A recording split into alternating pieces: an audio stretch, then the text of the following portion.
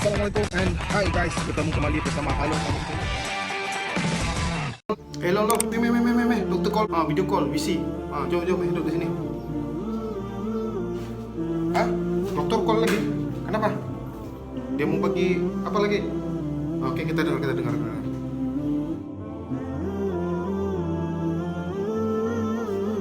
Assalamualaikum dan salam sejahtera. Waalaikumsalam. Saya Dr. Salam sejahtera.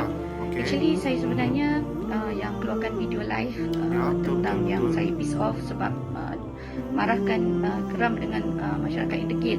Sebenarnya bukan itu salah satu itu satu sahaja video yang doktor buat. Sebelum ni pun doktor ada buat video-video yang lain yang menggesa atau mengajak masyarakat semua untuk patuh kepada PKP ya, sebab saya risau walaupun saya bukan betul-betul frontliner di bersama-sama dengan kerajaan, tapi sebab saya juga bertugas di swasta klinik swasta, maka ia akan mengganggu ataupun kita ni adalah orang yang mungkin pertama kali pembawa tu akan datang ya. So pembawa tu kemungkinan di klinik kita dan dia akan mungkin tanpa sedar dia datang ke klinik saya. So jadi kita ni adalah orang yang berisiko ya. Walaupun kita nampak macam swasta, tapi kita adalah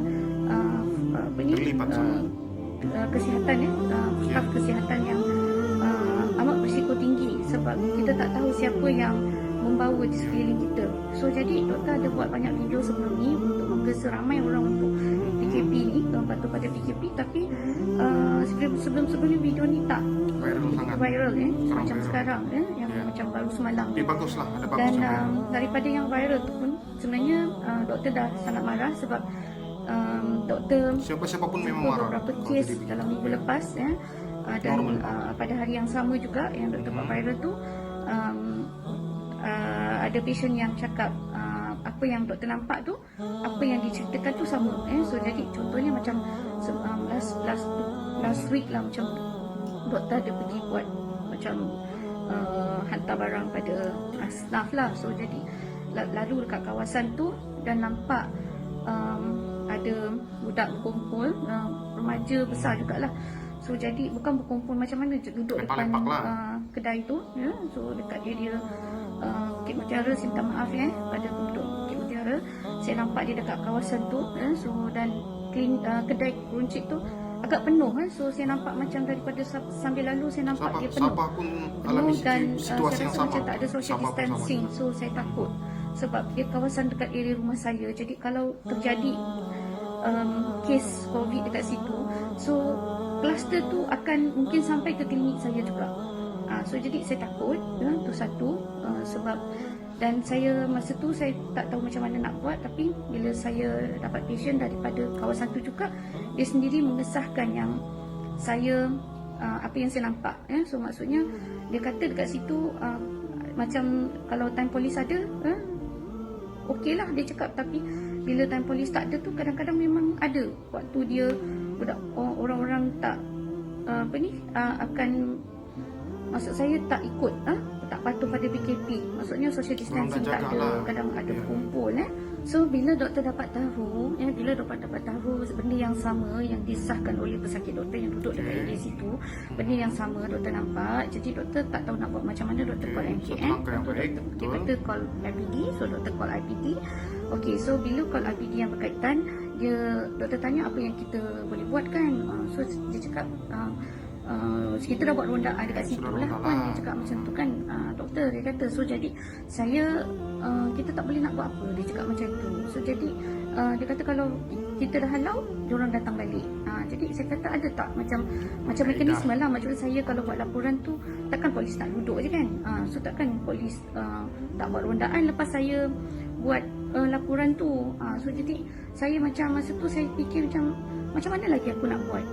Kalau macam polis pun macam masa tu saya rasa kecewa sebab saya tak dapat jawapan. So jadi saya berharap lah kalau saya telefon tu at least saya dapat satu cara yang macam mana kalau saya buat laporan tu ada tindakan.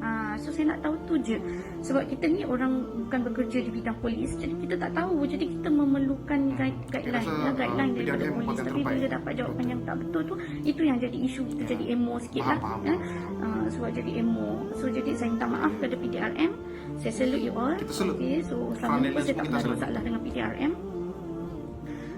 In fact saya bantu you all banyak kes, banyak juga kes macam kes dera ke apa ke tu. So jadi saya mohon maaf lah kepada PDRM. So jangan fikir yang saya nak mengenakan you all, sebenarnya tak. Saya tak ada niat pun, tapi sebab kerana emosional masa tu nak balik dah, sebenarnya nak balik Stress, kerja dah. So jadi itu yang jadi isu saya. Tak tahu macam mana nak huraikan dan slip word lah. So jadi mungkin slip word tu menyebabkan ramai orang-orang polis faham, tapi ada juga yang memahami lah apa yang saya maksudkan tu. Bukan bermaksud saya kata polis tak buat kerja. So polis buat kerja, saya pun buat kerja, orang semua buat kerja. Semua orang stres sekarang ni. So jadi bila kita nampak kes-kes yang macam tu, kita tak sempat nak belapang dada. Maksudnya kita rasa macam nanti kalau jadi lagi COVID dekat tempat aku ni, nanti area aku ni orang akan datang ke tempat saya juga. Macam tu. So jadi kita takut. Sebab tu kita sanggup, saya telefon buat polis nak tanya macam mana saya boleh buat. Dan kepada penduduk Bukit Mutiara, Taman Bukit Mutiara tu, bukan saya kata semua penduduk dekat situ. Saya kata dekat kawasan tu ada kedai-kedai yang saya nampak tidak mengamalkan PKP. So in fact dekat area rumah saya pun ada kedai yang mengamalkan, ada kedai, satu kedai lagi tidak mengamalkan. Sebab bila kita cari plastik, saya nak cari plastik kat kedai tu, ya Allah, saya kata ramainya berpusu-pusu kat dalam tu, dah lah sempit. Saya cakap kan, kenapa dia tak hadkan beberapa orang? So jadi dekat situ saya rasa bukan saya saja yang mengalami benda yang sama, pengalaman yang sama. Dan pastilah bukan kita mengharapkan polis meronda sepanjang masa dekat area situ.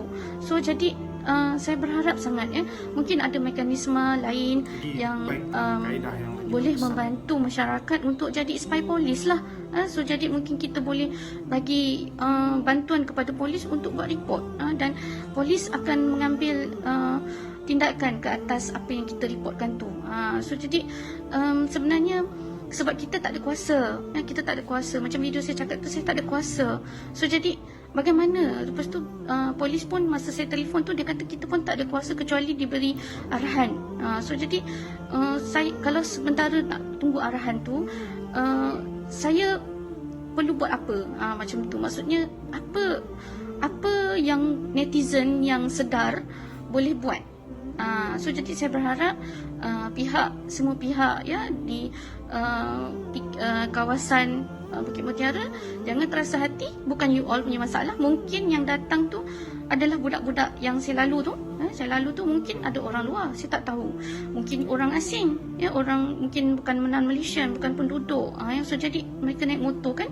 So jadi tapi dekat dalam kedai tu sendiri saya nampak, saya tak tahu penduduk ke siapa ke. Jadi bila saya sebut dekat area kawasan tu, maksudnya di kawasan kedai. So jadi bukan setakat di kawasan kedai di Bukit Mutiara, di mana-mana sahaja. Kalau kita tengok di seluruh Malaysia, ada je kedai runcit yang tidak mematuhi PKP ni. So jadi sebab tu saya buat video khas memang untuk menegur. Dan kesilapan saya adalah saya menyebut nama tempat tersebut dan nama spesifik pejabat awam. So jadi itu mungkin sebab kita terlalu geram. Dan sebab apa, benda tu akan impact pada saya kalau saya membelanja dan ada pembawa dekat situ. Saya duk paranoid lah. Bila paranoid ni, bila kita rasa macam tak boleh lah, kita tak nak dekat dengan orang lah. Sebab kita pun dah puas berdekatan dengan pasien-pasien kita yang mungkin ada risiko. Okey, kepada pihak pengurusan Pasar Lakin dan semua peniaga-peniaga Pasar Lakin, saya nak mohon maaf kalau ada apa-apa dalam video saya tu yang kurang menyenangkan dan menyakitkan hati semua pihak. So jadi saya sebenarnya adalah seorang supporter kepada Pasar Lakin tu. Sebenarnya dah lama kita orang ni memang tak ada tempat lain kita orang pergi beli. Kalau nak tahu, peniaga-peniaga Pasar Lakin tu sebenarnya dah rapat dengan suami saya juga. Ada peniaga-peniaga yang memang suami saya suka beli dekat tempat dia. Ikan cantik apa semua kan. So jadi dalam keadaan PKP macam ni, sebenarnya apa yang buat saya stres tu sebab okey, dalam dekat luar tu bagus, dah ada hand sanitization, dah ada cek suhu, dah ada kawalan, memang betul. Dan polis memang ada dekat area lakin tu, memang ada dia meronda, tapi dia tidak ada dalam tu. Yang ada dalam tu polis bantuan itu ketika kita pergilah. Ketika waktu lain saya tak pasti. So jadi saya lihat yang bermasalah ni pelanggan-pelanggan tu yang degil. Maksud saya bila kita beli barang tu, bila barang kita pilih-pilih kan, benda tu kan dekat-dekat kan, gerai-gerai tu. Jadi boleh tak tunggu kita jaga jarak antara kita. Maksudnya yang membeli tu jagalah jarak, janganlah bersentuhan. Maksud saya jangan bersentuhan tu. Kalau kita tengah beli, sabar dulu, tunggu. Jangan dekat dengan saya. Ataupun kalau orang tu tengah beli, saya akan tunggu sampai orang tu okey, dah pergi baru saya pergi. Jadi peniaga-peniaga kat situ pun cakna lah, sebab jangan layan 2-3 pelanggan ke macam tu kan. Kalau yang mana tengah sibuk tu mungkin dia tak perasan. Tapi kalau yang mana perasan tu, minta tolong tegur. Tegur pelanggan-pelanggan ni, sebab pelanggan-pelanggan ni kadang degil, degil tak faham betapa pentingnya social distancing ni. Social distancing ni sebab apa? Kita kan tahu, sebab saya ni doktor, jadi ada kemungkinan saya ada terdedah kepada pembawa. Mana saya tahu kan, ataupun saya akan kalau siapa-siapa bawa kepada saya, dan saya membawa benda tu, kontak tu ke dalam klinik saya, staf saya kena, pasien-pasien yang saya rawat pun akan kena juga, ada berisiko juga. Jadi dekat situ pentingnya social distancing ni. Jadi saya takut sama ada saya akan jadi pembawa daripada luar. Maksudnya kalau saya beli barang tu, saya takut orang tak jaga dan kita jadi mangsa, dan kita pembawa dan kita pas kepada pasien-pasien lain. This is unfair for them kan. So jadi itulah sebab tu saya membuatkan video tu dengan rasa kecewa, sebab social distancing tu tak diamalkan. Diamalkan dengan begitu baik oleh masyarakat. Bukan pihak pengurusan tu tak jaga. Kalau nak tunggu pihak pengurusan jaga, penatlah macam tu. Sendiri tak nak fikir. Okey, kepada pihak pengurusan Pasar Lakin, kepada peniaga-peniaga dekat situ, saya nak bagi tahu, saya minta maaf kalau ada apa-apa salah silap cakap atau yang mengguris hati. So jadi saya sebenarnya tidak menunjukkan video tersebut kepada pihak pengurusan Pasar Lakin ataupun peniaga-peniaga dekat situ. Saya nak bagi tahu yang saya dan suami saya adalah pengunjung tetap setiap minggu Pasar Lakin. Saya atau suami saya lah, kami berdua tu sebelum PKP ni adalah pelanggan tetap Pasar Lakin, dan kita support peniaga-peniaga dekat situ.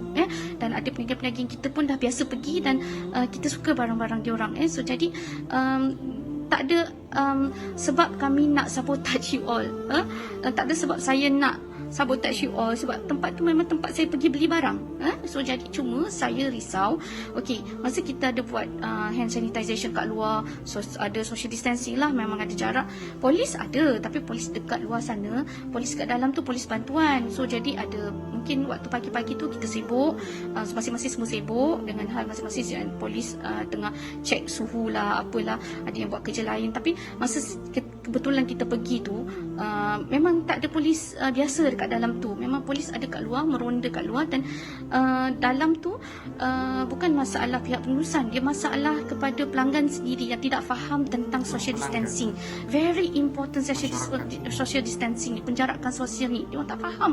So jadi kemungkinan waktu tu tak adalah sampai kita nak berharap 24 jam polis peronda dekat dalam tu nak meronda dekat dalam, buat daripada end to end. Dia orang pun mungkin terlepas pandang juga. So jadi sekarang ni bukan isu polis peronda ke apa ke, ini isu masalah masyarakat yang membeli tu, pelanggan-pelanggan tu dia tak faham tentang dia orang sendiri kena jagalah penjarakan sosial tu. Dia tak kisah beli barang dekat pasar ke, dekat pasar raya ke, dekat mall, dekat mana ke, yang penting kat kedai runcit ke, faham sendirilah yang bila you beli barang tu, tunggu one after another. Maksudnya jangan bila orang tu tengah beli, kita pun sibuk-sibuk nak beli, berebut sama, dan kita bersinggung-singgulan.